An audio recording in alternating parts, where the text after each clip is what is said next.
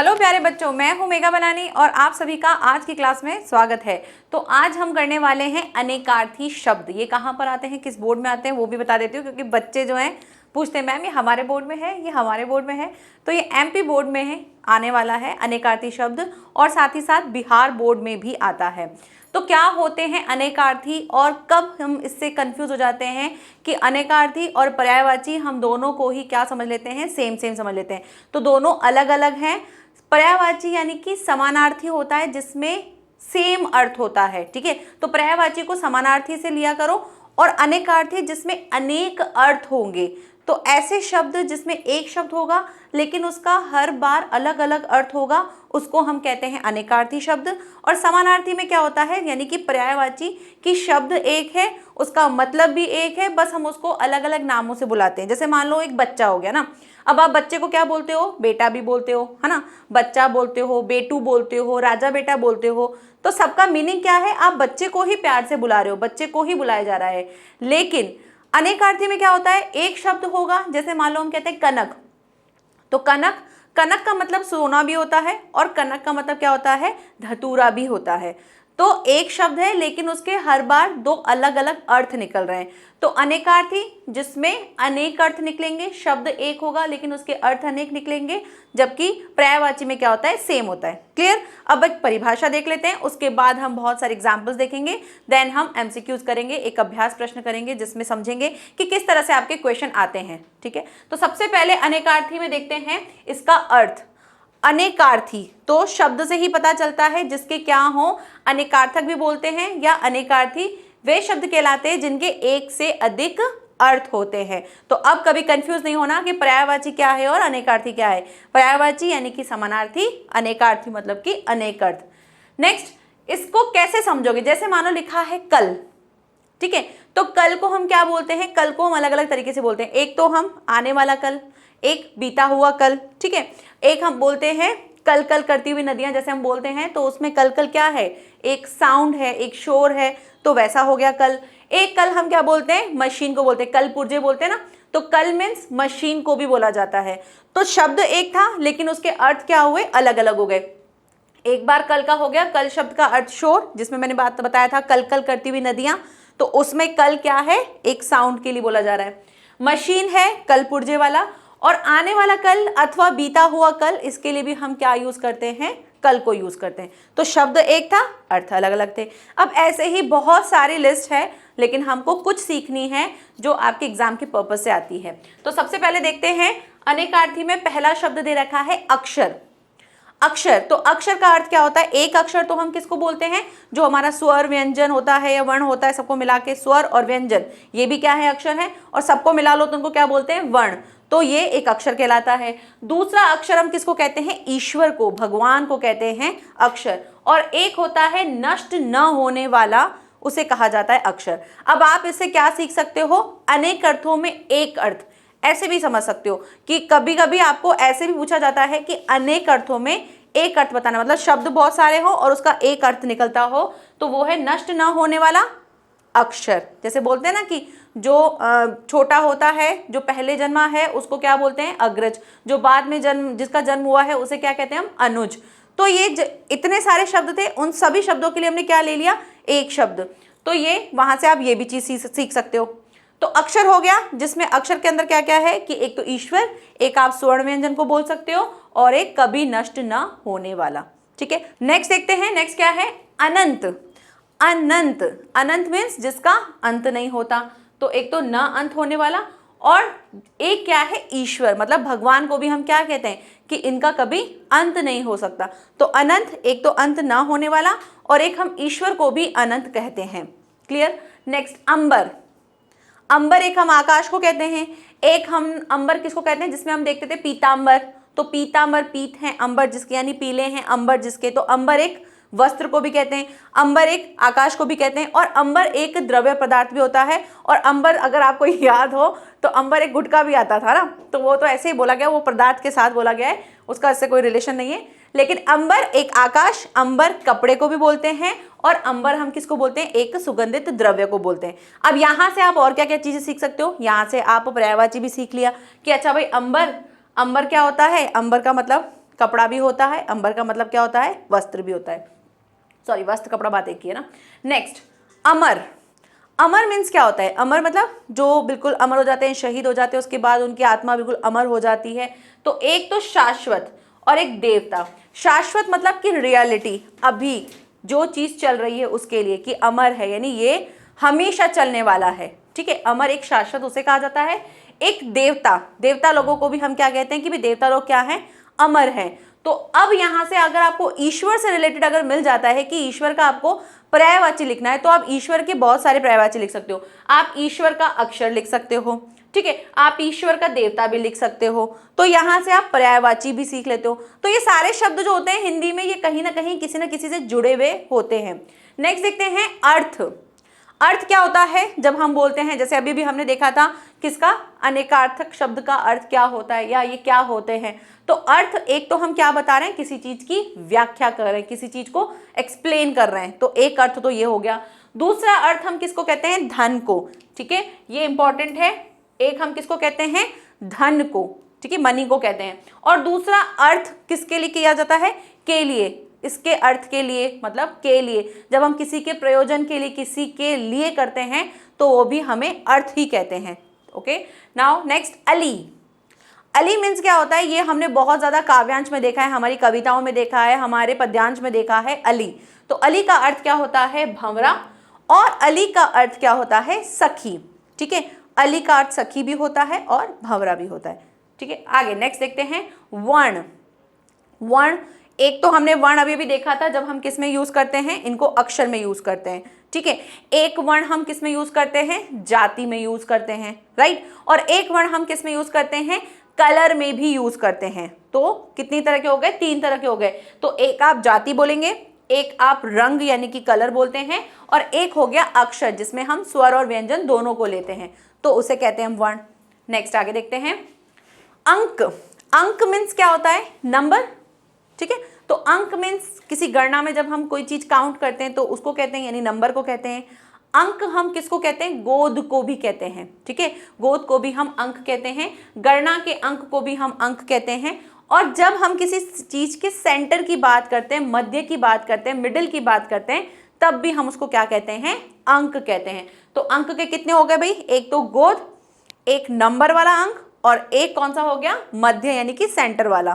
Clear. Now next उत्तर। उत्तर जब हम किसी को आंसर देते हैं, ठीक है, तो उत्तर तो एक हो गया उत्तर जवाब वाला, एक हो गया उत्तर उत्तर दिशा वाला, डायरेक्शन वाला। तो इस तरह से 2 उत्तर निकल के आ गए। और एक उत्तर बाद वाला भी होता है। बाद मतलब जब हमने संज्ञा संज्ञा और समास पढ़ा था तो हम पढ़ते थे ना, पूर्व पद, उत्तर पद।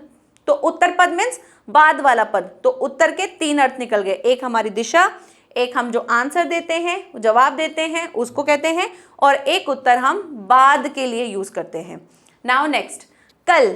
अभी भी हमने समझा था कल, बीता हुआ कल, आने वाला कल, कल कल करता हुआ शोर वाला कल। मशीन के लिए यूज किए जाने वाले शब्द को भी हम क्या कहते हैं, कल कहते हैं। तो अब मशीन आ जाता है तो मशीन के लिए आप पर्यायवाची क्या लिख सकते हो, कल। Next coat. कोट मीन्स एक तो हम पहनने वाला कोट होता है उसे कहते हैं, एक कोट हम कहते हैं किले को, ठीक है। किला जो होता है उसको भी हम क्या कहते हैं, कोट कहते हैं। तो एक तो हो गया किला, और एक हो गया पहनने वाला एक वस्त्र जो हम कोट पहनते हैं। तो ये कोट कहाँ से आता है, ये एक इंग्लिश का वर्ड है ना, तो ये अंग्रेजी शब्द से निकल कर आया है, जो हमारी भाषा में, हिंदी भाषा में एज इट इज यूज हो रहा है। अब कोट को आप कुछ और सोचो, कुछ बोल सकते हो, नहीं बोल पाओगे। कोट का ओवरकोट बोल दोगे, लेकिन कोट का कोट ही रखोगे। तो ऐसे शब्द भी काफ़ी जो हैं वो यूज़ होने लगे हैं हमारी हिंदी भाषा में, जिसका मतलब हमको हिंदी में ही नहीं पता है, ठीक है। नेक्स्ट ग्रहण। ग्रहण मीन्स कुछ चीज़ लेना। तो एक तो लेना हो गया, ग्रहण करना हो गया वो चीज़।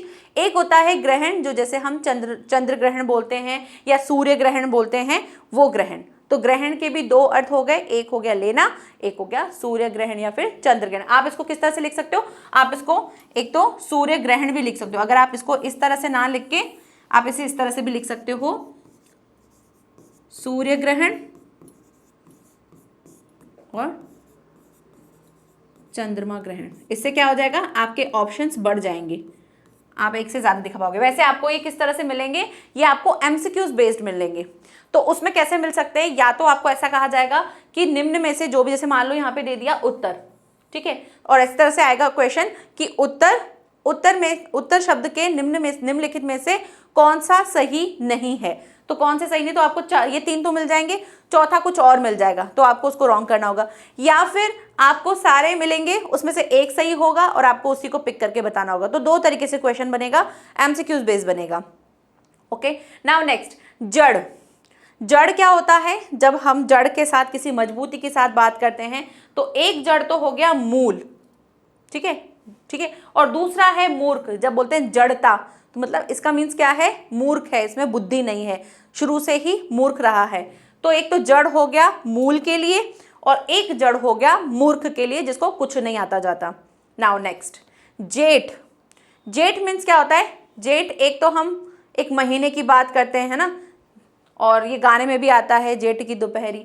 तो एक महीना हो गया महीना विशेष, और एक जेठ किसको बोलते हैं हम? हमारे रिश्तेदार होते हैं ना, जो बड़े होते हैं, पति के भाई को बोलते हैं, जो बड़े भाई होते हैं उनको बोलते हैं जेठ जी। तो एक जेठ तो हो गया आपका वो वाला जेठ, और दूसरा हो गया आपका महीने वाला।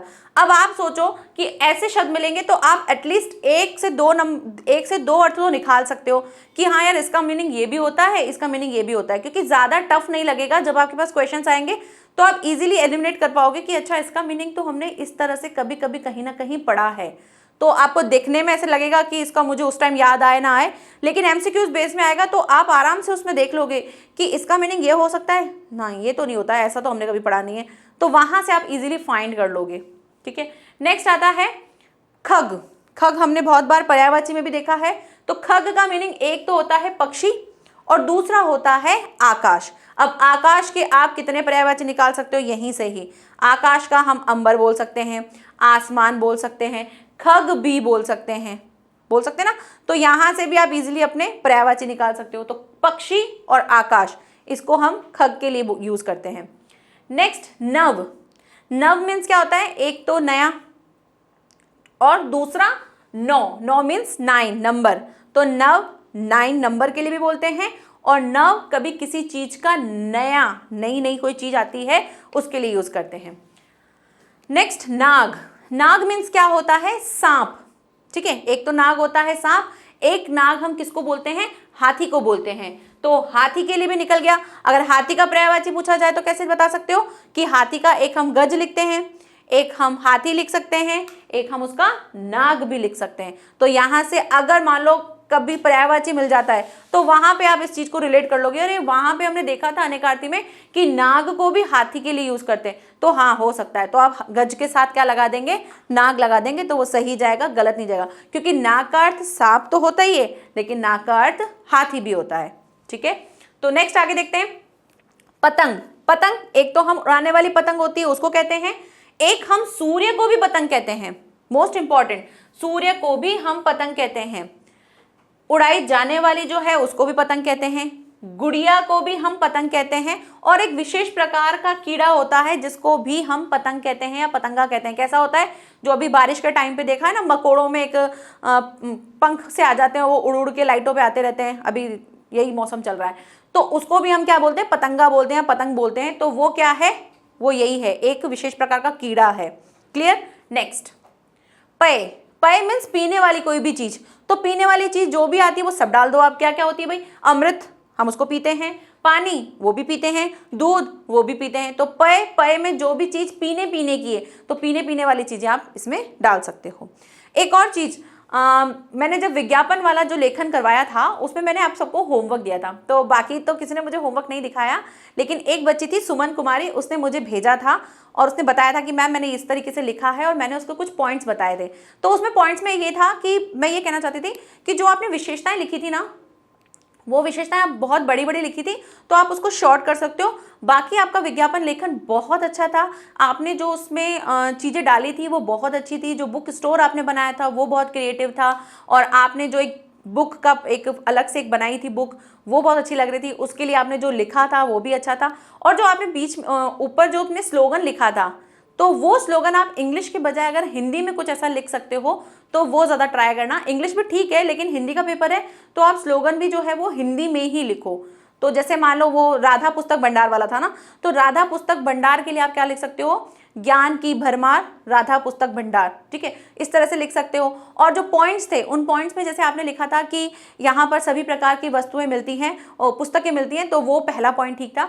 दूसरा पॉइंट जो था कि इसमें सीबीएसई बोर्ड, तो आप सीबीएसई बोर्ड की पुस्तक ये सब मत लिखो, सिर्फ और सिर्फ उसमें डॉट डाल के सीबीएसई बोर्ड लिख दो, क्योंकि अंडरस्टूड है कि भाई बुक का ही चल रहा है भंडार, बुक भंडार का ही सब कुछ चल रहा है, तो ये अंडरस्टूड है कि यहाँ पे बुक ही मिलेगी, तो आप वहां पे सीबीएसई बोर्ड लिख दो, बस इतना से लिख दो। और जो छूट वाला जो थर्ड पॉइंट था उसके लिए आप उसको इस तरह से यूं करके बनाते हुए 10% डिस्काउंट लिख सकते हो। बाकी कुछ पुस्तकों पे आपने जैसे पॉइंट लिखा था कि कुछ पुस्तकों पे, तो उसको स्किप करके सिर्फ और सिर्फ लिख दो 10% की छूट, इस तरह से 10% छूट लिख देना, तो वो ज्यादा बेटर दिखेगा।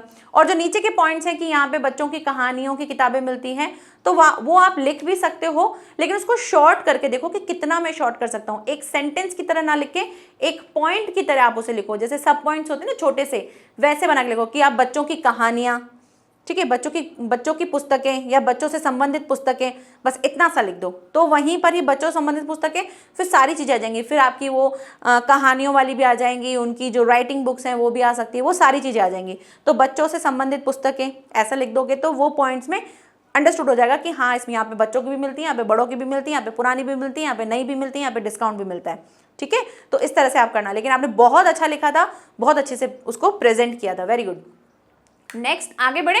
फल, फल मीन्स क्या होता है, एक तो फल हम खाने वाला फल होता है, ठीक है, एक फल हमको जो तुमको मिलेगा, फल मिलेगा बोलते हैं तुमको, तो ये फल मीन्स क्या है, किसी चीज का रिजल्ट, किसी चीज का परिणाम। तो फल एक होता है परिणाम, एक होता है हमारे फ्रूट्स, जैसे सेब, केला, नारंगी, जो भी जितने भी फ्रूट्स हैं उन सभी के लिए, तो इस तरह से फल का हो गया।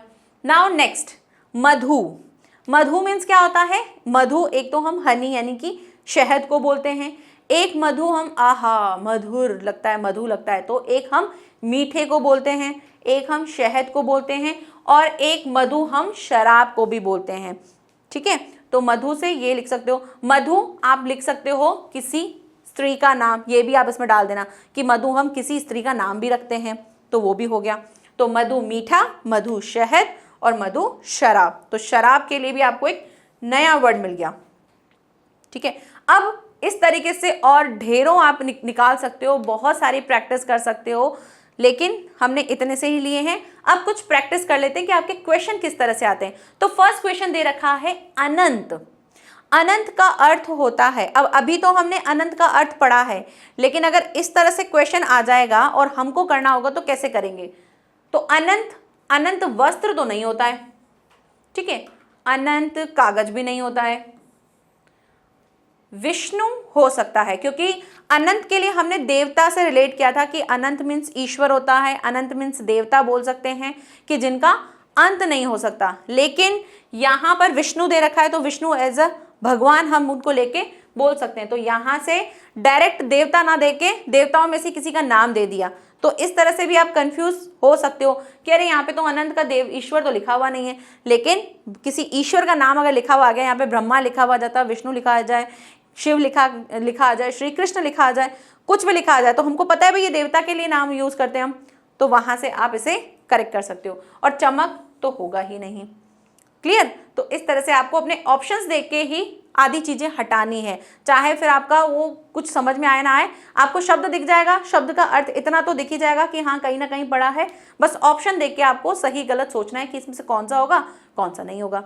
नेक्स्ट अरुण, अरुण शब्द का एक अर्थ तो लाल होता है, ठीक है, और दूसरा अर्थ होता है, तो अरुण शब्द का एक अर्थ तो लाल होता है, दूसरा पानी तो नहीं होता है, ठीक है, अक्षर नहीं, अक्षर नहीं होता, दूध, दूध का भी अभी अभी हमने देखा था कि पेय पदार्थ जो है, पेय, अमृत, ये सब भी हम दूध के लिए यूज करते हैं, नहीं, तो दूध भी दुग्ध यूज करते हैं, लेकिन नहीं, ये नहीं, क्षीर यूज करते हैं दूध के लिए, ये तो नहीं होगा। सूर्य, अरुण का एक अर्थ तो लाल होता है और एक अर्थ क्या होता है, सूर्य होता है। तो अब किसी का नाम अगर अरुण है तो उसे पता होगा कि मेरे नाम का अर्थ क्या है, सूर्य है, क्लियर। नेक्स्ट क्वेश्चन देखते हैं। कनक, अभी भी हमने बात की थी कनक की, कनक मीन्स एक तो होता है सोना, सोना कौन सा, सोने वाला सोना नहीं, पहनने वाला सोना, ठीक है, एक तो होता है वो सोना। दूसरा क्या होता है, दूसरा हमने बात की थी धतूरा, तो बिल्कुल धतूरा ही होता है, तुलसी नहीं होता, विष्णु नहीं होता, मोर नहीं होता, ये सारी चीजें नहीं होती हैं। क्लियर, आगे बढ़ते हैं। रस, रस शब्द का एक अर्थ स्वाद होता है और दूसरा अर्थ होता है क्या? तो रस मीन्स क्या होता है? जब हम स्वाद के लिए बात करते हैं, अरे हाँ हाँ क्या रस है, ठीक है, तो ये एक हम स्वाद के लिए बात कर रहे हैं। दूसरा हम पृथ्वी, पृथ्वी तो कहीं से भी नहीं लग रहा, पृथ्वी का रस से कुछ रिलेशन नहीं लग रहा है, पृथ्वी नहीं होगा। वेद नहीं। सार, हाँ हो सकता है। सार क्या होता है? रस मीन्स कि किसी पूरी चीजों का समाहार हो रहा है, तो एक हम रस किसके लिए यूज कर सकते हैं? सार के लिए यूज कर सकते हैं। जब हम किसी चीज का पूरा निचोड़ निकाल रहे हैं उसको भी हम रस कह सकते हैं। तो बिल्कुल सार जो है वो आपको रिलेट कर पा रहा होगा, पशु नहीं, फिर से नहीं। तो सही आंसर क्या है? सार। नेक्स्ट क्वेश्चन देखते हैं। नेक्स्ट है अमृत। अमृत का अर्थ दूध होता है और क्या होता है? अमृत का अर्थ दूध, तो धतूरा तो होता नहीं, क्योंकि धतूरा क्या होता है? धतूरा एक विषैला पदार्थ होता है, तो धतूरा तो नहीं होगा। नेक्स्ट मक्खन, अमृत का मक्खन से कुछ रिलेशन नहीं है, मक्खन भी नहीं होगा। जल, हाँ अमृत का हम जल कहते हैं क्योंकि सारी चीजें क्या हैं? पेय पदार्थ वाली हैं, तो जल, अमृत, दूध, ये सब चीजें हम बोल सकते हैं। तो मोर, और मोर तो कुछ होगा ही नहीं, तो राइट आंसर क्या हो गया भाई? जल। ठीक है, तो इस तरह से आपके क्वेश्चन आएंगे जो आप प्रैक्टिस करके इन्हें आराम से कर सकते हो और इजीली कर भी लोगे। नेक्स्ट हम क्या करने वाले हैं? हमारा नेक्स्ट लास्ट लेक्चर आने वाला है ग्रामर का, वो है लिंग। उस लिंग को करने के बाद नेक्स्ट, उसके बाद हम क्या करेंगे? फिर हमारी बुक स्टार्ट हो जाएगी, यानी 1 जुलाई से हम बुक स्टार्ट कर देंगे। सबसे पहले हम क्या पढ़ने वाले हैं? सबसे पहले हम हिंदी साहित्य ही पढ़ेंगे और उसमें हम गद्य से रिलेटेड पढ़ेंगे, देन हम पद्य पढ़ेंगे, उसके बाद हम सारे चैप्टर स्टार्ट करेंगे।